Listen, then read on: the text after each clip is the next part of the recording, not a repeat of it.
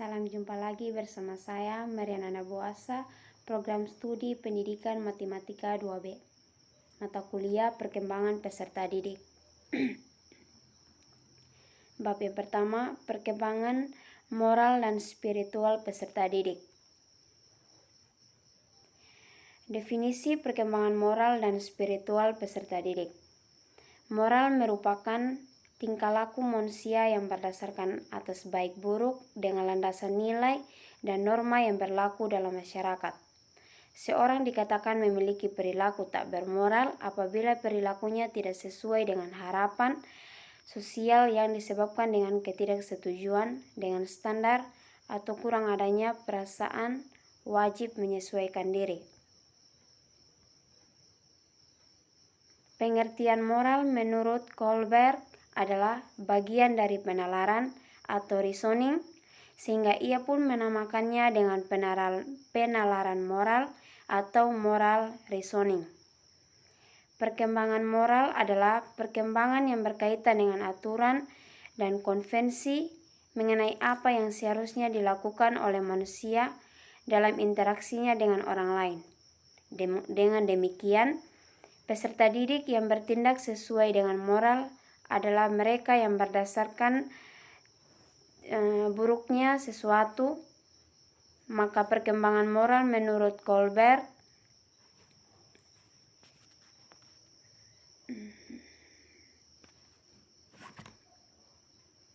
atas penilaian baik ejaan dengan perkembangan nalar sebagaimana yang dikemukakan oleh Piaget. Makin tinggi tingkat penalaran seorang menurut tahap-tahap perkembangan Piaget tersebut, makin tinggi pula tingkat moralnya. Banyak ahli yang mempersamakan antara moral dengan akhlak. Halim mendefinisikan akhlak atau moral mempunyai 4 makna, yaitu yang pertama, moral adalah sekumpulan kaidah bagi perilaku yang diterima dalam satu himpunan atau sekelompok orang. Yang kedua, moral adalah sekumpulan kaidah perilaku yang dianggap baik berdasarkan kelayakan, bukan berdasarkan syarat. Dan yang ketiga, moral adalah teori akal tentang kebaikan dan keburukan menurut filsafat. Dan yang keempat, tujuan-tujuan kehidupan yang mempunyai warna humanisme yang kental, yang tercipta dengan adanya hubungan-hubungan sosial. Menurut Raharjo, bahwa akhlak merupakan keseluruhan kebiasaan manusia yang berasal dari dalam diri, yang didorong keinginan secara sadar, dan kebiasaan manusia yang berasal dari dalam diri, yang didorong keinginan secara sadar dan dicerminkan dalam perbuatan yang baik. Menurut Alia Purwakania Hasan, spiritualitas memiliki ruang lingkup dan makna pribadi yang luas. Dengan mengutip hasil penelitian Marslow dan Mickley, Alia B. Purwakania Hasan menyebutkan beberapa kata kunci yang biasa dipertimbangkan, yaitu yang pertama, meaning atau makna, merupakan sesuatu yang signifikan dalam kehidupan manusia, merasakan situasi, memiliki dan mengarah pada suatu tujuan. Yang kedua, values atau nilai-nilai, kepercayaan, standar dan etika yang dihargai. Dan yang ketiga, transendensi, merupakan pengalaman, kesadaran, dan penghargaan bagi kehidupan di atas diri seseorang. Dan yang keempat, bersambung, meningkatkan kesadaran terhadap hubungan dengan diri sendiri atau orang lain, Tuhan dan alam. Dan yang kelima, menjadi, membuka kehidupan yang menuntut refleksi dan pengalaman.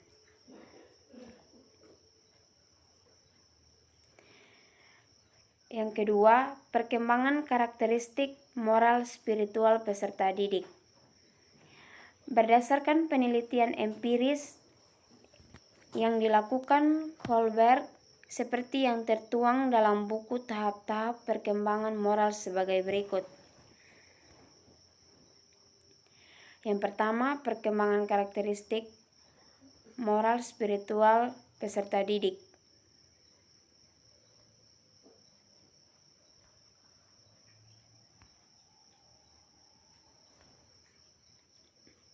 Yang pertama, tingkat prakonvensional.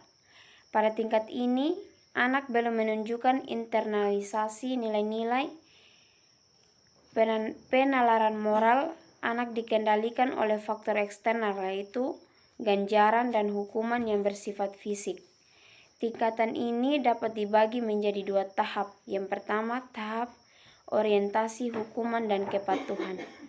Pada tahap ini, penalaran moral semata-mata mengacu pada kepatuhan atau hukuman oleh figur-figur yang berkuasa. Tahap orientasi relativis instrumental. Pada tahap ini, acuan moral anak masih pada peristiwa-peristiwa eksternal fisik, akan tetapi pada tahap ini, suatu tindakan dinilai benar bila berkaitan dengan kejadian eksternal yang memuaskan kebutuhan-kebutuhan diri atau memberikan keuntungan baginya. Tingkat konvensional. Pada tingkat ini, anak hanya menuruti harapan keluarga, kelompok, atau bangsa. Ia memandang bahwa hal tersebut bernilai bagi dirinya sendiri.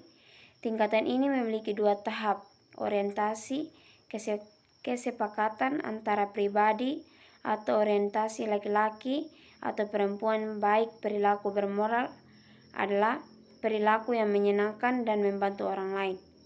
Tahap orientasi atau ketertiban, perilaku yang bermoral diwujudkan dengan melakukan kewajiban sendiri, menghormati otoritas, dan menjaga ketertiban sosial.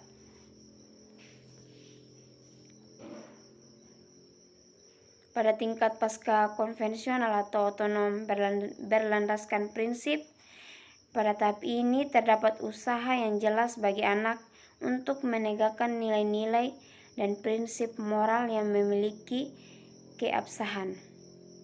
Ada dua tahap pada tingkat ini, yaitu tahap orientasi kontrak sosial legalitas.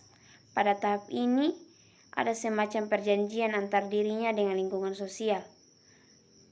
Perbuatan dinilai baik apabila sesuai dengan perundang-undangan yang berlaku atau telah disepakati oleh seluruh masyarakat. Yang kedua, tahap orientasi prinsip etika universal. Pada tahap ini, kebenaran ditentukan oleh kata hati dengan prinsip-prinsip etika universal yang bersifat abstrak dan penghormatan pada martabat manusia. Sementara Ernest Harms membagi perkembangan keagamaan menjadi 3 tingkatan, yakni tingkat dongeng dimulai dari 3-6 tahun. Konsep ketuhanan mempengaruhi oleh fantasi dan emosi. Yang kedua, tingkat kenyataan dimulai dari 7-12 tahun. Jadi pada tahap ini, peserta didik mampu memahami konsep ketuhanan secara realistik dan konkret. Dan yang ketiga, tingkat individual. Pada tingkat ini dia terjadi pada usia remaja, di mana pada masa ini situasi jiwa mendukung untuk mampu berpikir abstrak dan kesensitifan emosinya. Karakteristik perkembangan spiritual peserta didik terdiri dari 2 macam, yaitu yang pertama, karakteristik perkembangan spiritual anak usia sekolah. Pada tahap ini dimulai dari usia sampai 7-11 tahun. Dan yang kedua, karakteristik perkembangan spiritual remaja. Pada masa awal anak-anak, misalnya keyakinan agama, remaja telah mengalami perkembangan cukup berarti. Faktor yang mempengaruhi perkembangan moral dan spiritual peserta didik.